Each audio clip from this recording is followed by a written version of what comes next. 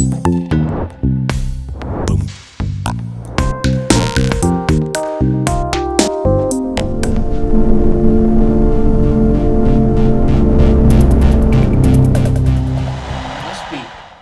look at that, the sun came in shining on this wonderful airy weary jug. So have you ever seen anything like this? It's got so many faces and characters in it.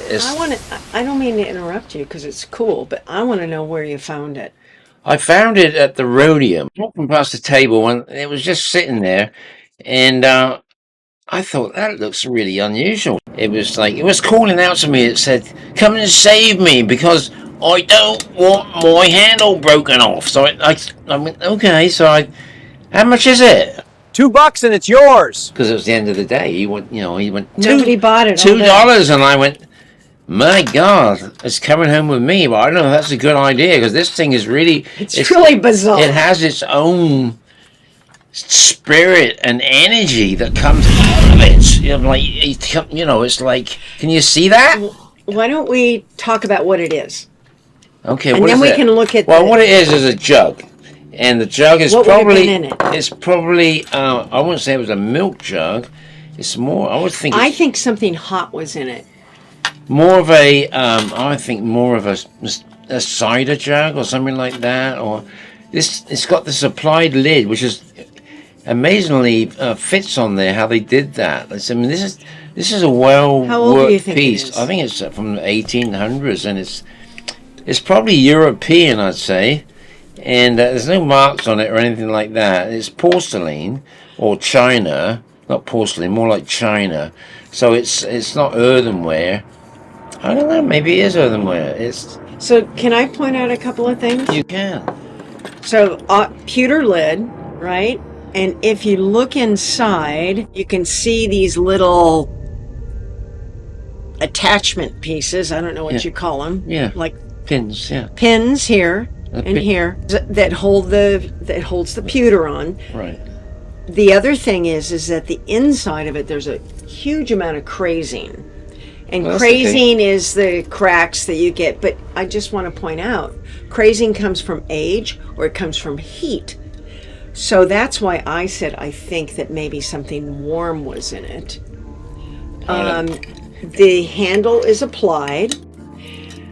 This is a transfer wear image. Well, it's a transfer wear because you can see a line through here. So how they made the transfer wear is another, I don't really know. I think it's a conglomeration of, like when you pour oil onto water, you get that radiant, right, that movement. So I think it's two substances that were put together that didn't actually want to mix, and you come up with this kind of slimy image. This is called faux bois, which is fake wood because it looks like wood grain. It doesn't look like wood to me. Well, we're not going to agree. We'll have to agree to It's called faux bois. It's a drip process. It's called actually. Now look, see, now we're going to have an argument about. It is transfer wear because you can see the line coming through here. So if you also look at it, there's you can tell that there was a line through here. So it doesn't all flow. They've taken pieces of this. I think what they did is they made this goopy guppy thing. They took a photograph of it, right, which created a lithograph from which they made the copper to transfer the pattern. That's how you do it. And there's all kinds of imperfections. It's not like one continuous thing. If you examine it, you can see where two parts go together and they don't match, or there's a little gap because they didn't make it quite perfect. Well, it's not an expensive piece. So they, at the time when they made this, they really weren't, perfectionists at doing it. But I think they did an amazing job on it. And it has kind of a luster to it. It's sort of it's got a shiny finish over the top of the whole thing. Tell me what you think about that, because that's unusual. Well, it's unusual because it's burnt in there. You can see where it's run and dripped down. So it was maybe from a candle or something like that was in there. That it's got to have a lot of heat to do that. So probably a candle, I'd say. This is loose. Probably a candle did that. So I mean, what can you say about it? It's just got faces all over it. It's got so many images and what should we say, ghouly faces, and it is really kind of scary. I mean, especially at night, you know, when you're looking at it, it kind of comes to light. And poor old Kurt, the cameraman here, his camera went out. He's filming it, and his camera died. And then he had a hard time getting his microphones to work. So I have a feeling this jug has some power that we don't understand. So we're calling it a 19th century cider jug, maybe? Well, maybe it's too small for cider, I think, to be honest with you. I think it's too small for cider. So I could drink Could be more a milk than that? jug. It could be... Well, it's the size of a big milk jug, but it could have had tea in it, maybe? But mostly milk jugs don't have lids, so it's... But see, I don't get why the crazing is on the inside. It's debatable. There's no crazing on the outside. There's crazing on the inside. Anyway, it's actually a crazy piece. That's what it is. It's a real spooky, ghouly thing that seems to have control over the camera.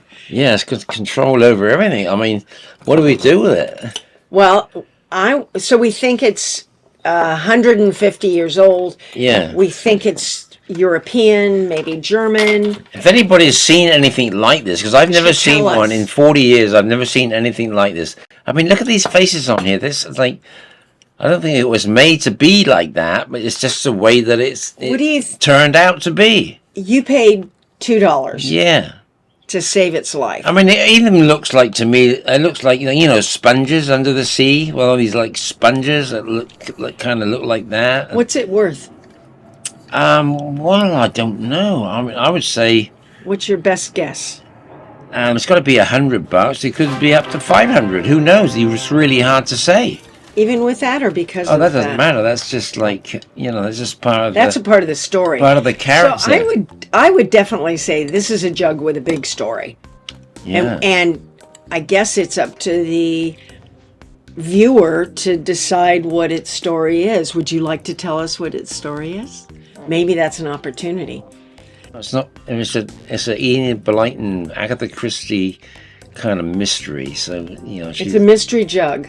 That's what it is. It's the mystery jug. Ah! About $100, maybe more. Yeah, that's definitely more than $2 that we paid for it. If you like what you see and you want us to do more, ring the bell and subscribe, please. Thanks.